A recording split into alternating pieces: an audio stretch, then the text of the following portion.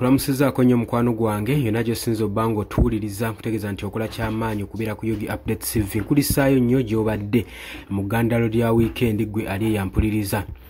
Oluvannyuma lwa Mariam Wangadya omukulembeze oba chairperson w'ekibiina ekya Uganda Human Rights Commission okuvaayo n'ataakinga General Muhoozi Kainerugaba Chief of Defence Force mu bigambo ebyabadde biri strong n'ebyokumuwooninga omugase n'okumuwandiikira ebbankaluwa. Ekitongole ekya European Union kivuddeyo ne kimwawaadinga gwali eyampuliriza.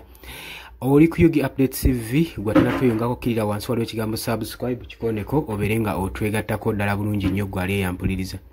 Abali emitala w'amayanja mu diaspora nammwe mbalamusizaako nnyo mwebale kubeezaawo mayengo gano aga Yogi Update TV mikwano gyange mmwe abali eyo abampuliriza. Tukimanyi bulungi nnyo nti ministry eno eya Uganda Human Rights Commission okuva okuwamba we kwatandika okubeerawo nga bino byatandikira ku Eddie Mutwe. Eddie Mutwe yali close nnyo ku Robert Kyagulanyi Center kuva mabega nga bakyakola music era azaatambulirako ku lubeeyibeeyi lwa Bobi Wine. Era kino kimeekinze nnyo bannabyabufuzi naddala ku ludda olwa gavumenti okwagala okumuwamba enfunda eziwera nga balowooza nti oba oli awo balimuwambamu ku byama.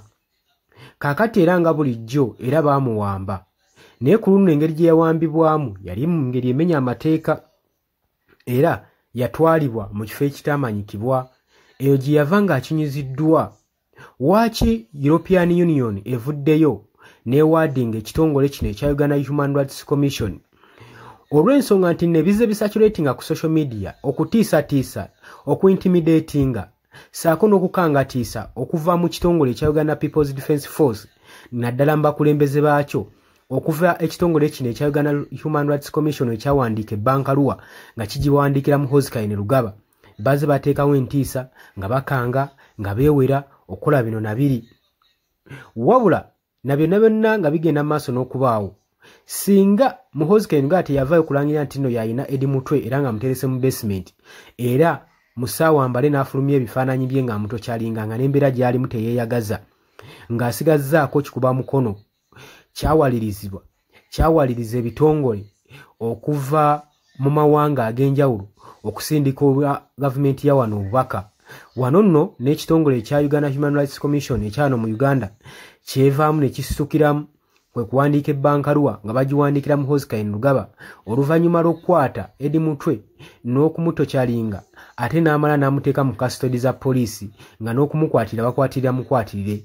Ebbaluwa yalimu obubaka obugamba nti nno ekyo kye wakoze ekyokuwamba Eddie Mutwe n'omubuzaawo n'osusa n'essaawa z'olina okuba nga omuwozesezaako kyabadde mu ngeri emenya amateeka ate era n'ekyokumulitaininga mu custody za poliisi nga tafunye bujjanjabi kimenyera ddala amateeka. Kale nze kyenkusaba mukulu wadde oli waalanka ki wadde olina amafunfugu genkana ki wadde oli mutabani wa Yoweri Kaguta Museveni nkusaba busabi ogende mu maaso n'okuta oliriizinge Eddie Mutwe ng'amugamba nti obuyinza naffe tubuyina obutukugira oba obutusupportinga okukola omulimu gwaffe gwe tuteekeddwa okukola.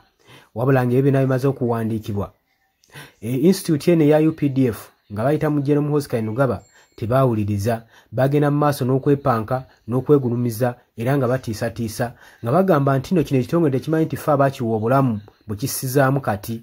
Wabula kabatande baddemu okumpandiikira obubaka obumpooninga bajja kkajiituka era yagenda mu maaso n'okuwooninga Mariam Wangadya nga mugamba alekerawo muwandiikira foolishness ebintu ebiri stupid ebitalina mulamwa.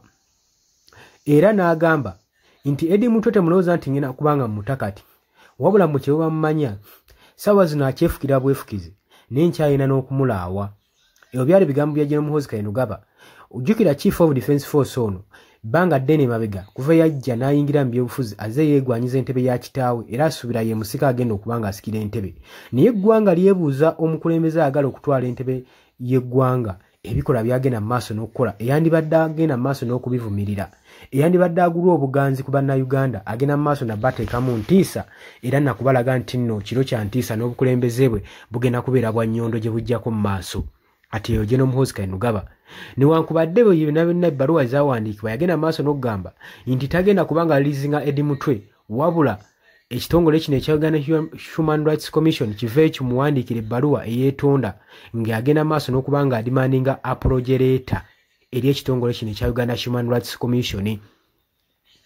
Wabula Mariam Wangadya nga chairperson w'ekibiina kino newankubadde yali amaze okutiisibwatiisibwa n'okukangibwa tiyadiriza bigere, yagenda mu maaso n'okukandula ku ddoboozi ng'agamba nti nno njagala mukimanye mwenna bali mu bitongole eby'amaanyi naddala institutes ez'amaanyi, oba oli walankaki oba oli mukozi wa gavumenti ng'ositowa kyenkana ki, ffe authority tuyina nga tusinzira mu act amendment ya 53 etuwa omwaganya n'obuyinza okwata government officer yenna oba military officer yenna nawe aba azitowalanka okusobola okulaba nga tumuvunaana bwe kituuka ku ky'okutyobola eddembe ly'obuntu.